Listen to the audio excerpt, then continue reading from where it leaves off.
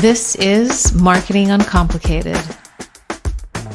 Hi, everybody, and welcome back to the show. I have Karleen Scarlett with me today, a very special guest who has 11 years of experience in paid organic social media marketing, working in various industries, global brands, CPG, consumer packaged good brands, hospitality and tourism, retail, fintech, and nonprofit brands. She is the founder and social media coach and digital marketing strategist of Social Blessings LLC to help identify gaps and opportunities to meet their business goals through social media marketing. The company specializes in to learn social media at your own pace through a personalized one-on-one coaching session. These sessions are designed for business owners that want to learn or improve their understanding of social media. And hey guys, for small business owners, it's all about education, education, education. So learning a little bit about what somebody that you're going to hire down the road is doing gives you a better position in the, not necessarily the driver's seat, but to be able to kind of know and what's going on with what they're doing with your business, and to have a more robust conversation with whoever you hire down the road.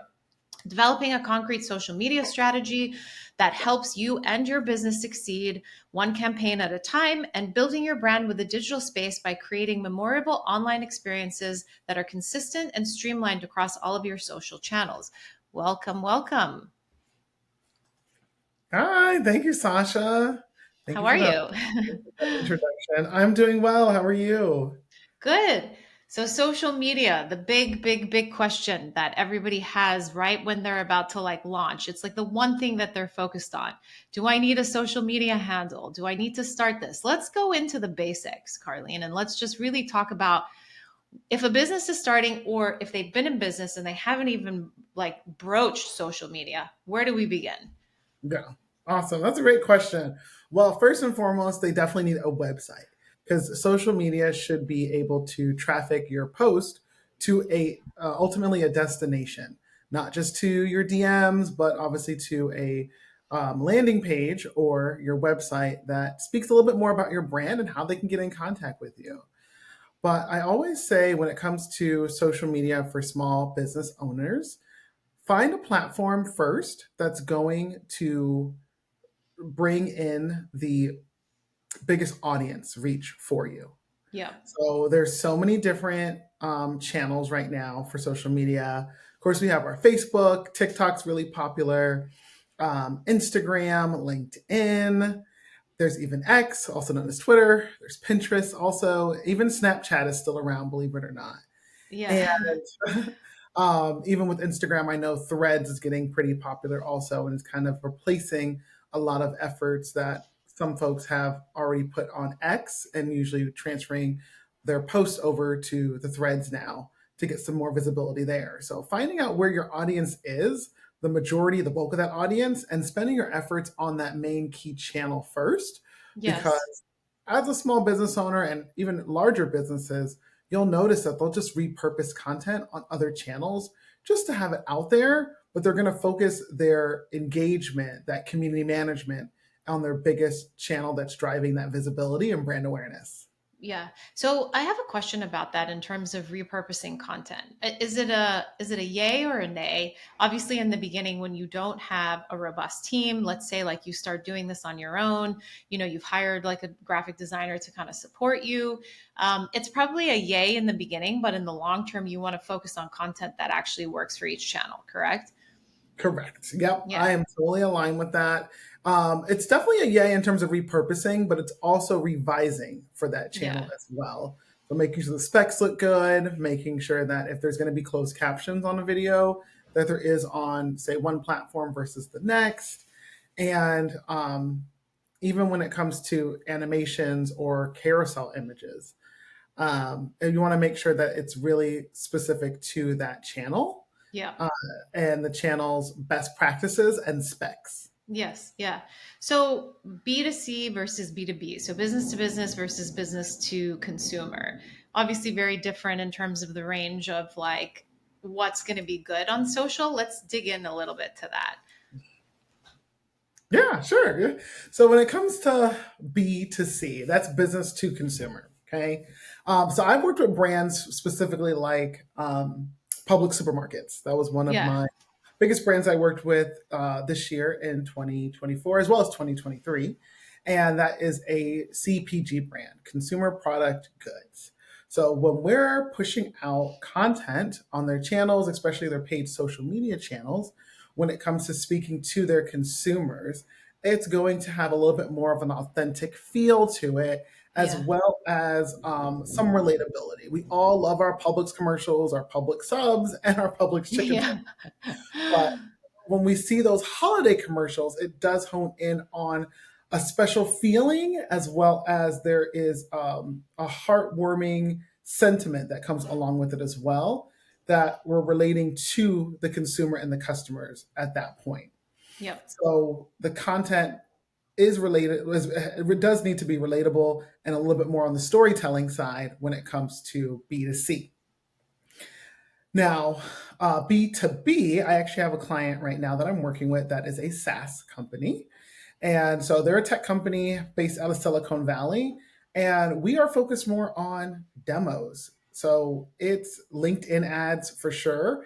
And we're getting in front of the decision makers for certain companies, like, for example, automotive, whether it's Mercedes or um, like BMW. We're getting in front of those folks that not only are the product engineers on the back end, but hey, we have this tool, this service. Here's a demo. Sign up for our demo, sign up for our free webinar to attend. So when it comes to B2B, it's a little bit more direct, getting straight to the point.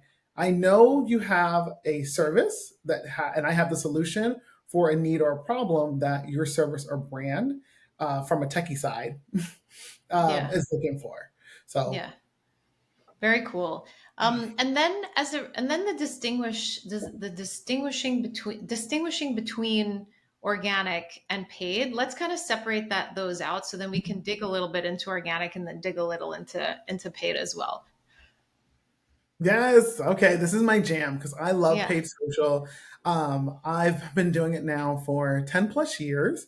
And of course, like everyone else in this space, I'm sure you know, Sasha, we all started off on the organic side because paid media came a little bit later, especially on the paid social side of things. So when it comes to organic, that is, I would like to say, you know how we used to go to Walmart and there would be flyers on our cars Yeah.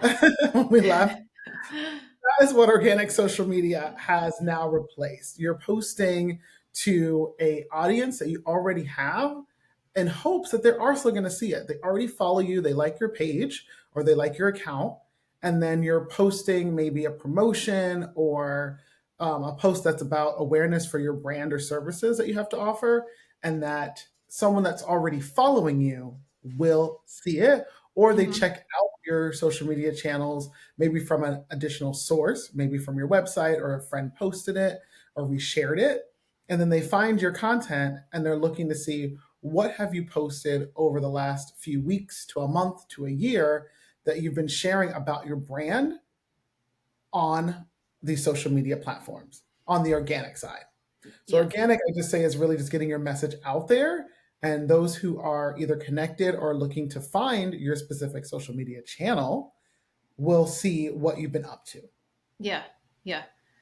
Well, let's talk a little bit about paid since it is your jam, and I do want to get into it because specifically for small businesses, I think that everybody knows, and if you haven't started testing on paid, you will get into the rhythm where all of a sudden you'll start running an ad and it's doing so well, and then Facebook changes their algorithm, and it's like, oh my gosh, like what next? This was performing, now I need to drop shift. Without getting into too much detail, let's start at the basics of what is a baseline of a budget for somebody to start in terms of like spending? And it's like, do they look at 1 to 2 to 3 different channels in the beginning? Obviously, like there is what we know in marketing as like sometimes you have to burn cash because you're doing research in the beginning to really also understand product market fit, right? That, something is building traction, somebody is interested in your product, may not necessarily purchase, but there is traction that's happening. So let's just dive into a little bit of, end to end, really, like in terms of, all of the nuts and bolts of like getting it set up, what channels to choose, and then kind of moving through like the testing grounds, as we all love to do A/B testing in marketing. Yes, definitely. That's a great question, Sasha. Okay, so when it comes to paid social media, specifically for small businesses, which I really enjoy working with, is choosing a channel for your ads manager to be set up on. Yep. So going back to the original question we had in the beginning was which channel you're going to choose that has that brand visibility or that visible audience. So once you hone in on that channel that you're going to spend most of your efforts, at least 90% of your efforts on, we'll just say, for example, at this point, it's going to be Meta. So Meta is Facebook and Instagram ads combined on their ads manager platform. And I always like to say Meta, also known as Facebook, is the grandfather of it all. So I like to start there because their targeting is very detailed, it's honed in. They've had years of gathering specific data from consumers and users. So you get your biggest bang for your buck on Mm-hmm. platforms like Meta Ads Manager. So I always say if we can start there, then great. And also making sure that there is a business page already associated with your brand on Facebook and Instagram because you have to have that in order to run ads. Yep. So I actually have a service that I usually pitch to my workshops. So I have a workshop coming up with the SBA, Small Business Administration, and I also work really closely with the Urban League of Broward County as well as a one-on-one social media consultant for their UBiz collab program. Got it. And so, first thing is getting in and setting up that ads manager. I like to start with Facebook because there is a lot of small business owners that come on and say, "Hey, I had an intern create this for me," or or maybe a virtual assistant created it, or someone I Sure. worked with directly, and now it's untangling that web, right? Like when we used to work closely What's with the the program. password? What's the email? Like, And well, we, and I know I specifically did that with BizHack. So that yes. was I think it was one of our first sessions with the participants of the BizHack program where Community. we Yeah. had to set up their ads manager or just do an ads manager check-in. And that's when I noticed that it was untangling the web to now get a hold of, like you said, passwords. If it's already connected to somebody else's business manager, then you can't bring it into a new one and Yeah. run ads there. So finding out all the nooks and crannies of how to now do a diagnostic of your ads Mm-hmm. manager Mm-hmm. or set it up from the beginning. So I Yep. love working with business owners that are like, I'm fresh, I'm brand new. I'm like, great, nobody has touched it besides me. Yeah. And it's like, okay, now we're going to set it up. And it's fairly easy to set up. You just follow the prompts and it's pretty streamlined. And then once you set it up, now Meta is having a little bit of a grace period when you're setting up a brand new ads manager. So it can be Yeah. anywhere from like 30 to 60 days just to make sure that you're a legitimate account.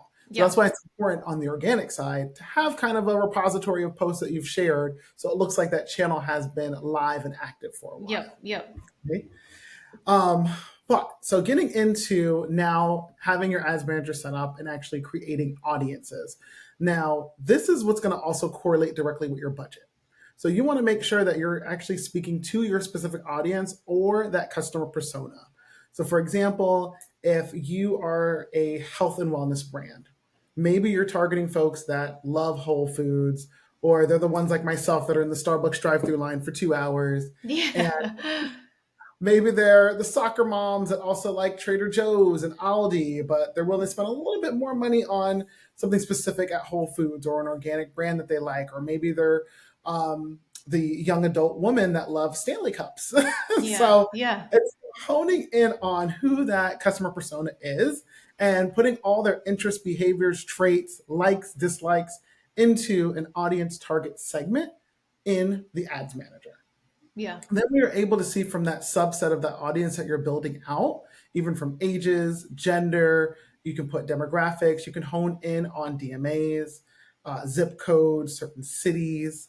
And so once you build up that target audience that you want to go after, now it's seeing from that subset. Say, for example, if it's, say, 2 million estimated audience reach, we know we're not going to get 2 million, right? Yeah. So we need Yeah. to now have a specific calculation because I love Excel. Excel Yeah. spreadsheets is that's also my jam. So Yeah. now we're seeing okay. based off of the budget that we have in mind that we want to start with, how are we now going to reach a percentage of the audience subset that's in the target range? And We it's know also like what their cost per acquisition, like what they're willing to, like what's their threshold in terms of like what they're willing to pay per lead, right? yes. Yep. Yeah. So I was going to get to that too, because Yeah. especially as small business Yeah, yeah, owners, we'll get to it. We'll get to it. Yeah. we're small business owners, we're like, hey, what should I spend? I don't Yeah. know what I should spend, what I should be budgeting for, right? So I always say, let's backtrack. Let's start with this. I'm a small business owner myself. So any revenue that I'm getting from my business, I take 10% aside just for marketing, Yeah. right? From any money that comes into my business, it's 10%. So I don't care if that's flyers, if that's business cards, if I'm going to spend it on advertising later. I now have a bucket of savings where I'm like, this is going to be my marketing budget. And Yeah. then when I'm ready to now maybe cut back on some of the traditional promotional marketing pieces and spend it on digital advertising, now I have a starting budget.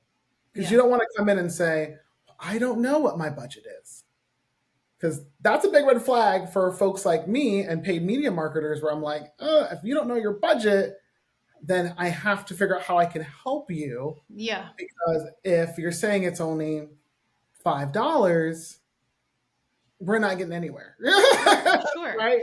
I mean, and let's be real. I mean, you can even go into an established company that's been running for X amount of time and like they still don't know, like, well, we don't really know what we want to spend. So, like, it is sometimes Mhm. on us as like marketers to say, okay, what have you done in marketing before? Like, let's see how much you guys have paid for, each customer acquisition. And then based on, the lifetime value, which I'm sure you're going to get into and all that kind of stuff. It's just all this like back of the napkin calculation that can be very high level, but that Mhm. can support somebody to figure out how much do they actually want to spend. Right. Hmm. And I would say when it comes to businesses that have never touched paid social ads before, it's now a testing arena. So you need to allow the algorithm to at least take 3 months to now figure out what are your ads trying to say and what the audiences they want to reach. Sure. So when you're doing A/B testing and you're putting a target segment audience together, you're usually testing multiple audiences and multiple customer personas when you're building out an ad campaign. Yeah. So now you're allowing the platform to now optimize and say, hey, I have these target audiences, go find my people Yeah. and then bring back that data to me. Yeah. There's often times where I work with even larger brands that are like, we only want to run it for 30 days and see where it gets us.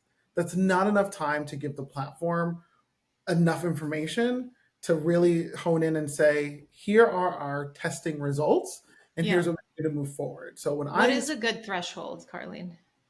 3 months, are you talking Okay. about time frame? Sorry, Yes. Yeah. Time frame to run an ad for it minimum. actually to be statistically significant for the Mhm. business owner.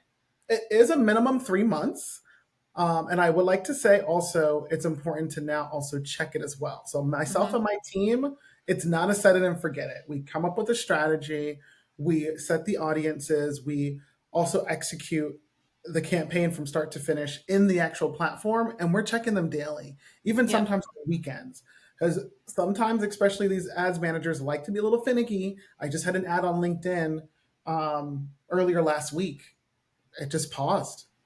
I mean, I have no idea what happened. And I Yeah. luckily I come in and check and say, oh, okay, this I didn't spend anything the day prior. What happened? It did spend Yeah. it prior to that and prior to that. But for some reason, just that one ad, I don't know how it got toggled off.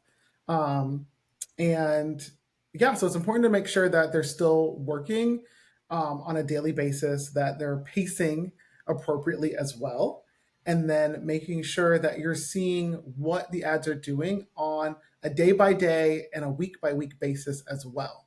Yep. So 3 months of testing also comes with, if you see after a week or 2 weeks that an ad is not making any movement, then it's time to turn off either that ad set or that ad. So Yep. no, not the campaign itself, but actually the audience segment that isn't driving the results that we're looking for to ultimately reach that customer acquisition. Yeah. Lots to unpack there. So when we break it down, we break it down on truly knowing who your audience is so that you can start to segment out like your targeting aspect, and based on all of the criteria that you went through, like age, demo, like interest, like so on and so forth. And then it's also crucial to know what is your budget, and not necessarily saying, okay, like how organized you are and say, I take 10% out of my profits and I put it towards my budget. But it's like, if you are willing to spend X, and you know this by back of the napkin calculation, if a person purchased, let's say you have multiple products or services, right? And if somebody purchases one versus purchases two, like what is that threshold, knowing what you would be willing to spend to bring somebody in through the funnel? And whether that person then converts or doesn't convert, for example, depending on how you set up your ad, right? Because I want to also get into that. And then it's the aspect of, so you know your audience, you set up the budget, you do the test, you do your creative testing, you run it for 3 months, and then you shift. I mean, it's a continuous like cyclical event, that's happening on an ongoing basis. And then you take whatever is the winner, you duplicate that, you run it against like new A/B testing, and then the story goes on and on and on and again. So yeah. We now have a budget that the client is comfortable with during that particular season. Yeah. That's like, for example, I always recommend, I used to recommend only $500 Monthly. for actually just for one campaign. So it doesn't have to be Okay. monthly specifically, but at least for a campaign. Yeah. Now I'm recommending at least $1,000 for a campaign. Yeah. So, like for example, I'm working with a nonprofit right now that hones in on specific initiatives that are on the ballot coming up for this election. And Yep. if you've been in the middle of election season right now, ads are really Rampant. ridiculous. They're Yeah. rapid, but they are, the bidding wars is real. Yep. Yep. uh, and you have to put a lot more money behind a specific campaign because we're in competitive season. It's the Yep. same thing that happens during Super Bowl season, or playoffs, and then also during holiday time. We see anywhere right after Halloween, anywhere up to January 1st, a little bit higher range in bids on all various ad manager platforms, where we have to get a little bit more aggressive with our spending and our budgets so we can now get in front of our audience, because now we're in a space where usually there's other brands similar or competitors are competing in the same arena as us. I like to look at it as airline tickets. Yeah. Yeah. Yeah. Yeah. The fluctuation. They're all going to the same place, but why are they all different costs? Prices. Right? Yeah. they're, all, Yeah. they're all different prices. So it's the same thing when it comes to buying ads during a particular season as well. Yeah. Okay, how much are you willing to spend in this arena at the time, knowing that the costs are driving up? So, for example, I say at least $1,000 for a campaign, because the one nonprofit that I'm working with, they only run a run for 6 weeks because it's it's a right now they could run a little bit longer, Yeah. but they need more budget up until election time, Yeah. which Yes. I believe this time is like right up until the beginning of November.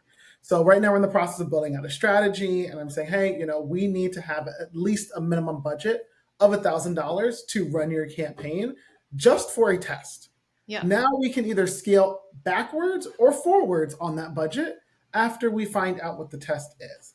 Now Yeah. we're running out a little bit of time because again, the campaign's only going to be for 6 weeks and it's more of a seasonal campaign. So they asked me, "Hey, what do you think our minimum is to run?" The minimum is at least 1,000 for that 6 week campaign Yeah. during Yeah. this particular season, and then Yeah. we'll see what the results drive.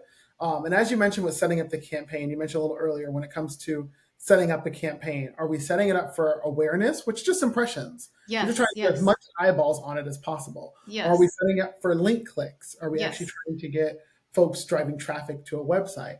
Are we setting up for conversions, which is mainly sales? Or there's a Yep. lead gen campaign, also an engagement campaign, optimizations in these ad managers. So, what is the objective that we're trying to reach? And then saying impressions, you don't have to spend too much on there, Yeah. right? In terms of getting results, It's impressions are almost always the cheapest way to run an ad at the beginning. So that's it, really if you're just like kind of doing some research and testing maybe some taglines, some creative, and like bringing people at the top of the funnel. and so Yeah. on and so forth. But, when you start to get into the whole lead gen, then it starts when you actually want somebody to take action on your ad. And it's even funny when it comes to the top of funnel is really what I recommend for testing those impressions, because now we can hone it on retargeting ads later. We Yeah. have the eyeballs that are now not only seeing our posts, but hopefully getting to our website, because you're always going to have a link on your ad if Yep. you're doing it. And then you're saying anyone that visited my website, anyone that visited my page in this specific time frame that I was running ads, we can now remarket it to these folks, maybe with I call it the abandoned cart campaign effect. So Yep. just like Wayfair, they get me all the time. I'm looking at something, it ends up in my Totally. cart. I You never forgot purchased this. it. Yep, and it comes right back on my Facebook feed or my Instagram feed, and it says you forgot this in your cart. They know that because the pixel is tracking on their website, and it's Yeah. doing its job, and they're doing a remarketing campaign in that in that very specific attribution window. They have Yeah. a few days, maybe hours, to get in front of you again to say, "Hey, purchase this." Yeah. Very true. And so just to then take a step back and then repeat again. So it's know your audience, know how know the type of budget you're using, know what type of campaign you're going to be doing. So whether it's retargeting, whether it's for clicks, whether it's for lead generation, so on and so forth, to set it up. And maybe you're testing multiple. And as Karleen mentioned, a baseline is like $1,000, but could it be more? Absolutely. But there's no reason to kind of add more before you actually know what's working and what isn't. And then, could it be less? It's kind of a little bit complex on that question because of the fact of the matter of like, who are your competitors? Know your competitors also and take a look at what your competitors are doing. You obviously don't know what they're running in terms of budget. But just do a little bit of some research in terms of how they're putting ads out there and what their ads look like to see if you can outperform the message and so on and so forth. Mhm. And Yeah. I also wanted to say, Sasha, when the social blessing team starts working with clients on paid social campaigns, we actually put together a questionnaire for anyone that works with us, and we ask very specific questions. It's pretty much a 20-point questionnaire to get into the nitty gritty of who your audience is. And there's one question that everyone I work with loves, and it says, if you had to explain your business to a third grader, how would you How explain it? would you explain it? Yeah, I love that. Because that helps myself and my team understand, okay, this is what their business is, this is what it does. And then we also ask for competitors as well. So we do kind of, this questionnaire is really a big SWOT analysis as well as data gathering. Yes. Yeah. Because I need, we need the brands to tell us, hey, we figured out who our audience is. We know our Sure. customer persona, and here's what they look like. And when I work with small businesses, especially in the consulting, the one-on-one consulting arena, I say to them, if you were at a farmer's market and you maybe had a booth and you're seeing all these people in the farmer's market come by several different booths, and you could say, that's my customer, and you can pick them out of a giant crowd at a farmer's market so they can eventually come to your booth. What do Yeah. they look like? Who are Yeah. they? Yeah. And it's customer persona ultimately is a stereotype. So can you see them as a physical form on the outside, as well as maybe you already know, hey, this person is interested in XYZ behaviors or interests. I know they're Sure. my customer the minute they come to me, because I always say it's like the Sims game. The Sims game used to have Yeah. like things over their heads. Like, Yeah. okay, I know this is the mom. I know this is the baby. I know this is the dad. And he Yeah. likes to do all these things inside of the game. And he's coming into, say, my business or my farmer's market booth to now purchase my services. I don't even have to ask them who they are or what they like. I Yeah. already know and assume, No, because that's my customer. I love that. I love the Sims analogy. It's like if we could only walk around with those bubbles over our heads. Oh my gosh, that's like totally perfect analogy, actually. So, Karleen, can folks find that questionnaire on your website, or it's just So what you put clients through? I just put clients through that. However, there is a discovery call questionnaire that Got does it. ask a little similar questions, and that's on my website. So anyone that would really like to work with me, whether the one-on-one consulting or through actually me and my team managing the ads for the Social Blessings team, you can fill out that questionnaire. There is a book discovery call button on the Social Blessings website, and that is socialblessingsllc.com. And I also wanted to say, Sasha, because I always get this question a lot. I'm not your typical new age marketer when it Yep. comes to courses. So, and I've taken amazing courses before, right? And the reason why I necessarily don't promote a course or a webinar or something that's on demand is because I know who my customers are. They come to me and they say, Karleen, I've already tried it. Yeah. I've taken a course, I've done the YouTube and the TikTok University, and I'm trying to figure it out. And I just need you to do it. Or they take a Yep. program similar to ones that we've taught before. They take Yep. a a boot camp program, and they say, "Hey, I've learned, but I say as an entrepreneur, you can only do one of two things: either be working in your business or on your business." Yep. And it's important to be working on your business always. So whether that's maybe a couple networking events a week, posting on social media, just even if it's doing your bookkeeping for your business, Sure. Sure. it's important to do that. But you're working in your business 24/7 Yeah. because only you can really work with your clients or understand what's best for the team that's managing your client projects that are coming in because you've built this brand, you've built this um, specific service and you know who you want to help and who you want to work with. So, so I just want to say, I get the question a lot. Hey, do you have a course you have on demand? No, I'm not that typical marketer that is doing that now. I Yeah. can refer you to a lot of awesome courses that Yes. I've taken myself, but I love the one-on-one consulting because folks come to me and Love say, that. I want to speak to somebody. I want to Yep. talk to you. I They need want to help. know. Mm-hmm. Absolutely. So guys, you can find out more about Social Blessings on socialblessingsllc.com, and you can also connect with Karleen Scarlett. That's with two T's, so it's Karlene and Scarlett on LinkedIn, and I will also tag everything down below for you to connect. If Karleen, leave us with 3 points that you want to let the audience know that are important to know about online digital marketing as it relates to social media. Yes. Okay. 3 points. I would say point number one, get on it. I think every business can be on social media advertising. So I don't think right now there's any business that cannot be, even if it's a TikTok shop. I've Sure. been served ads for tons of industries. Um, and I think everyone can definitely benefit from every business and industry can benefit from social media advertising. So that's number one is get on it. Number two, have that budget. Start setting aside. Like I recommend just a certain percentage of anything that comes in to a marketing strategy, a marketing Love campaign. that. Yeah. Uh, and it can be, I hope it is for social media ads, but again, it can be for anything. When it comes to marketing as a whole, whether it's to promote flyers or t-shirts for yourselves, just make sure you reserve some money aside strategically for a Marketing. marketing strategy. And then, number three would be number three. What do I So want you to take away? budget, strategy, Oh, and number three is being in the know. and being in the So know. I am a part of a few different email subscription lists. So social media today is perfect for those that are marketers that are listening, or even small business owners just want to know what's happening Yeah. in the social media arena. I think social media today is really good, as well as socialmedia.org, with Perfect. providing information on the ever changing, vast world Environment. Yeah. of social media.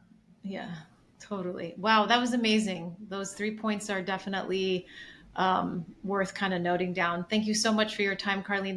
This was great. I know that we should set this up again soon because things are going to be changing. I would love to be a guest again soon on your podcast, Sasha. No, this was great. Thank you for having me. Likewise, Karleen. Thank you.